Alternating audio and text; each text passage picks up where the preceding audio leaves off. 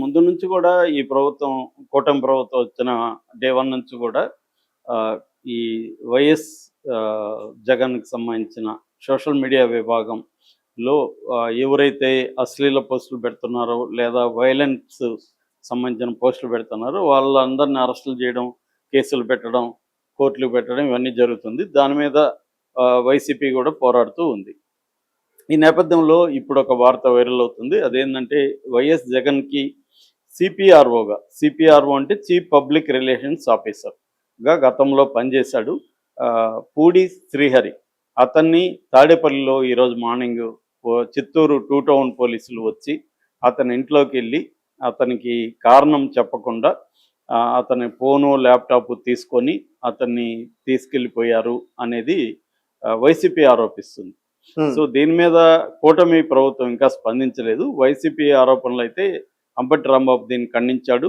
ఇది అక్రమ అరెస్టు, ఆయన ఏం నేరం చేశాడని. అయితే పోలీసులు ఏం చెప్తున్నారంటే అతని మీద కుప్పంలో కంప్లైంట్ నమోదైంది, కుప్పం పోలీస్ స్టేషన్లో. సో కుప్పం పోలీసులు మాకు చెప్పారు, చిత్తూరు 2 టౌన్ వాళ్ళకి. సో మేము ఇక్కడ వచ్చి అరెస్ట్ చేశాము అని చెప్తున్నారు. సో కేసు కంప్లైంట్ ఏంటంటే ఇతను ఒక పోస్ట్ పెట్టాడని, యానిమేట్ చేశాడని, చంద్రబాబు చేతిలో కత్తి పెట్టి యానిమేట్ చేసి చంద్రబాబు రక్త చరిత్ర ఆయన పోస్ట్ పెట్టాడనేది అభియోగంగా చెప్తున్నారు. సో ఇతను గతంలో కూడా జగన్ పాదయాత్రకు ముందు ఇతను చాలా మీడియా సంస్థల్లో ఈ పూడి శ్రీహరి పనిచేశాడు.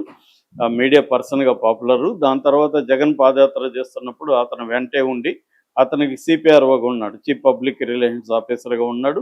దాంతోపాటు అడుగడుగున అంతరంగం అనే పేరుతో ఒక పాదయాత్ర మీద ఒక సమగ్రంగా ఫోటోలో పెట్టి ఒక బుక్ కూడా ఇతను రాశాడనమాట.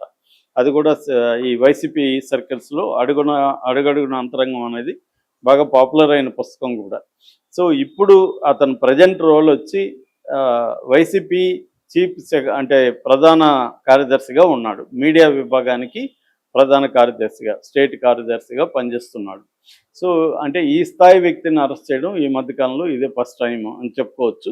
అంటే మనం చూస్తే కూటమి ప్రభుత్వం మొదటి నుంచి కూడా వచ్చినప్పుడు, గత ప్రభుత్వం వైసీపీ ఉన్నప్పుడు ఎవరెవరు అరాచకాలు చేశారు, ఎవరెవరు చట్టవిరుద్ధంగా అనేక కార్యక్రమాలు చేశారు, ఎవరెవరు తెలుగుదేశం లేదా జనసేన ఈ నాయకుల మీద, కేడర్ మీద తీవ్రంగా విరుచుకుపడ్డారు, వాళ్ళందరినీ ముందుగానే నోట్ చేసుకొని, అందుకనే లోకేష్ రెడ్ బుక్ అని కూడా ప్రకటించాడు. సో వాళ్ళందరినీ గుర్తుపెట్టుకొని నోట్ చేసుకొని వాళ్ళ మీద కేసులు పెట్టడం, వాళ్ళని అరెస్ట్ చేయడం ఒక పద్ధతి.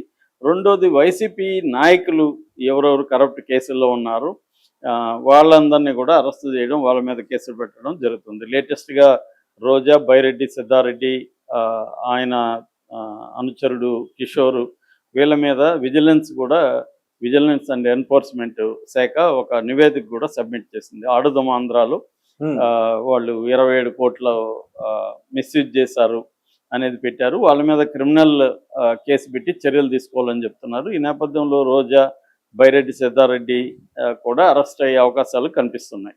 వైసీపీ నాయకుల్ని అరెస్టులు చేయడం అనేది కనిపిస్తుంది. సోషల్ మీడియా కూడా వైసీపీలో కూడా చేంజ్ కనబడింది. యాక్చువల్గా చాలామంది పోస్టులు పెట్టేటప్పుడే ఆ పోస్టుల్లో కింద నోటు పెడుతున్నారు, అంటే మీరు బ్యాడ్ కామెంట్స్ చేయకండి, మనం జాగ్రత్తగా పోస్టులు పెట్టాలి, అంటే కన్స్ట్రక్టివ్గా పొలిటికల్ విమర్శ ఉండాలి తప్ప పర్సనల్ అటాక్స్ చేయకూడదు, అలాగే వాళ్ళని ఇబ్బంది పెట్టే విధంగా మనం మాట్లాడద్దు, పొలిటికల్ విమర్శలు మాత్రమే చేద్దాము, కన్స్ట్రక్టివ్గా చేద్దాము అనేది పెడుతున్నారు. కానీ కొంతమంది వైసీపీలోనే, మరి వైసీపీ నాయకుల ఆదేశాలు ఉన్నాయా లేకపోతే వాళ్ళు అత్యుత్సాహంతో పెడుతున్నారో తెలియదు, కానీ ఇప్పటికి కూడా వీళ్ళ మీద చంద్రబాబు కానీ మిగతా వాళ్ళ మీద పెడుతున్నారు. మొన్ననే షర్మిల కూడా ఒక ప్రకటన ఇచ్చింది, నన్ను చాలా అసభ్యంగా అంతా మాట్లాడుతున్నారు, దీని వెనక జగనే చేయిస్తున్నాడు, సజ్జల రామకృష్ణారెడ్డి వాళ్ళ కొడుకు సజ్జల భార్గవ రెడ్డి చేయిస్తున్నారని డైరెక్ట్గానే ఆరోపణ చేసింది.